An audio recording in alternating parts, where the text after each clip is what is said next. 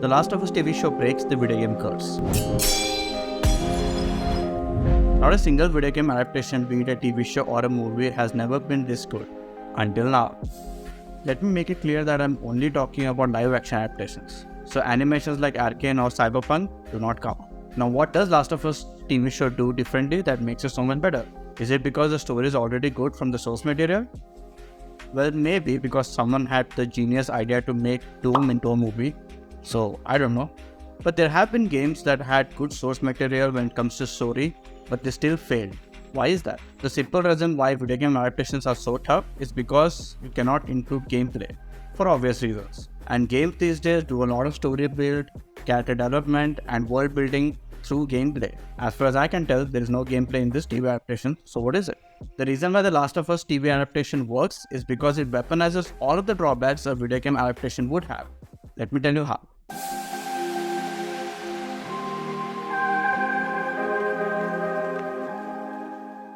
When you boot up The Last of Us, the game puts you in the shoes of Sarah, Joel's daughter.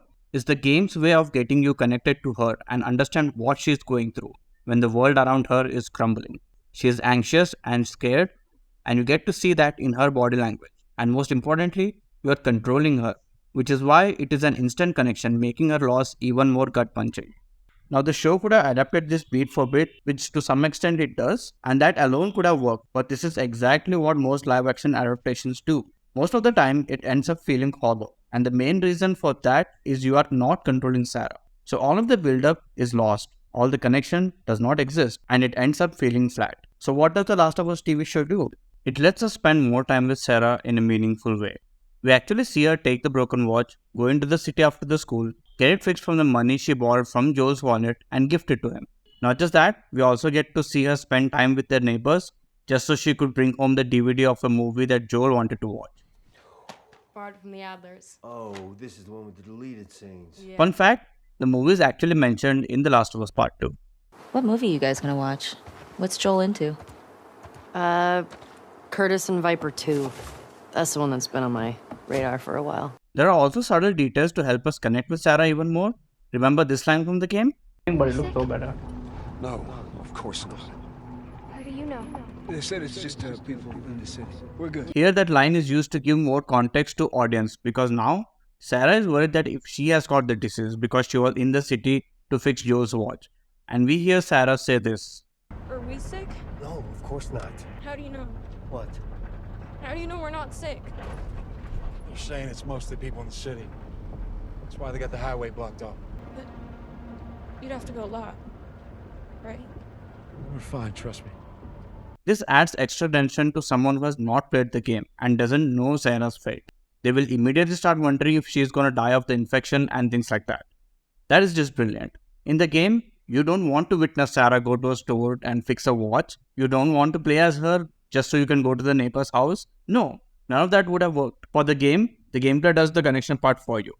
As for the show, it has to take advantage of its medium and use its strong suits like spending more time with Sarah and forming a connection between the viewer and her.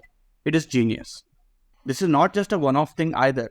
We see this technique being used multiple times throughout the first episode alone. We find out how Marlene gets shot and why she is not left with any other choice but Joel and Tess. The show says Tommy is a combat veteran, so that is why he is good with a gun and why he knew Sarah wouldn't make it when she was shot, which is why he doesn't even try to help. Or how Tess says she was jumped by two guys sent by Robert.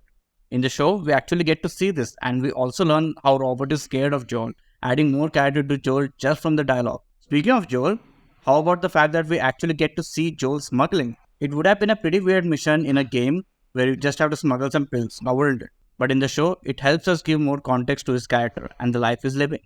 It's moments like this that elevates the show so much. Even the time when the show is set is so brilliant. The outbreak takes place in 2003, unlike 2013 within the game. This allows the showrunners to make things more grounded and add more tension. Going back to Sarah's scene, we get to see a lot of commotion in the background. There are random police cars, an ambulance, and fire trucks constantly passing by. If this was set in 2013 like the game, it would have taken someone 5 minutes to pull out the smartphone and see what the commotion is about, if they haven't received a notification already. All this tension would make no sense and would have felt artificial to us knowing that the character would ready pull out a smartphone and check what's up. But since it's 2003, we can see that the suspense rises slowly as police cars and ambulance and fire trucks become more common, and now there are helicopters everywhere.